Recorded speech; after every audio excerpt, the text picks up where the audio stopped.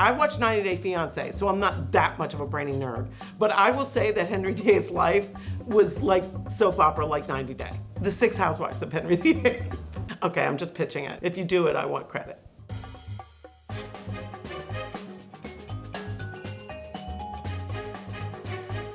Both Melissa and myself are bold, ballsy, take no crap women and, you know, powerful. All right, listen up, my little eagles. It's game time. Don't take any crap from anybody and tell the truth as often as possible. Okay, listen, this has got bad news written all over it. She only looks after herself. I've seen her push students out of the way during a fire drill. True. I'm gonna choose to look at the glass half full. Okay, it's your glass. Just make sure Ava doesn't spit in it. Melissa being able to wear clothes that are form-fitting is not something Lisa would have done before I got this role. My generation grew up with a lot of body issues and self-loathing. Melissa doesn't have time for that. That's not who she is. And I'm also surrounded by some really powerful Black women on this show who are like, no, girl, you look great. All of that together has made me much more confident in myself, and I enjoyed all of my Christmas cookies. You're welcome.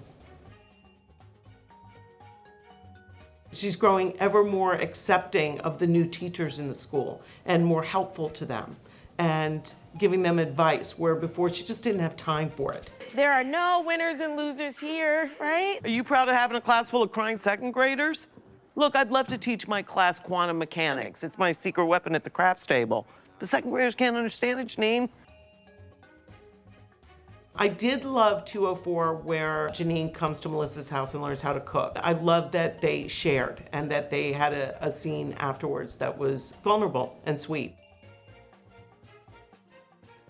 Chris Perfetti and I will be competing. We'll be playing Rummy Cube on our phone, but against each other. Miss Cheryl Lee Ralph is hightailing it back to her dressing room so she can take a 20-minute disco nap. If we have a guest star that's coming in or a day player or even new background that's sitting with us, we are questioning them, asking where they're from, and we're just chatting and meeting people. And they always say it's the friendliest set they've ever been on, so that makes me happy. And then, you know, somebody comes in with tamales or something, and then everybody leaves.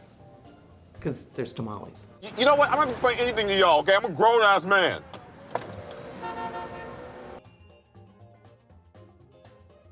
I'll come up with some Sicilian slang that they let slide. But what a jerk would I be if I like went online and went, I made that line up. I'm not doing that. You guys just guess. I broke with Quinta running down the hall. I could not keep it together. She just kept going.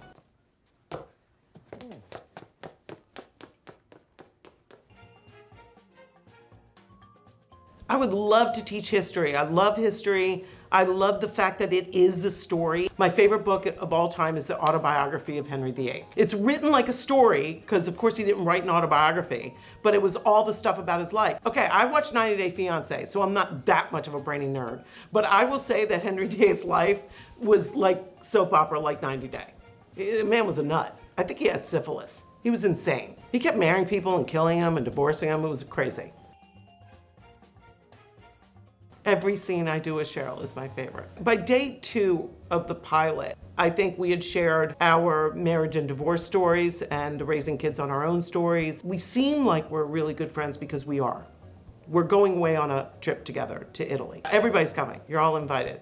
We're gonna shoot all of it. You know Cheryl with her social media.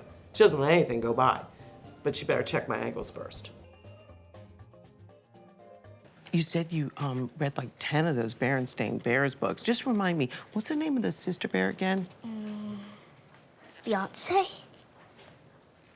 My favorite teachers growing up were Miss Freddie Davy. She spoke like this. Where, when, when.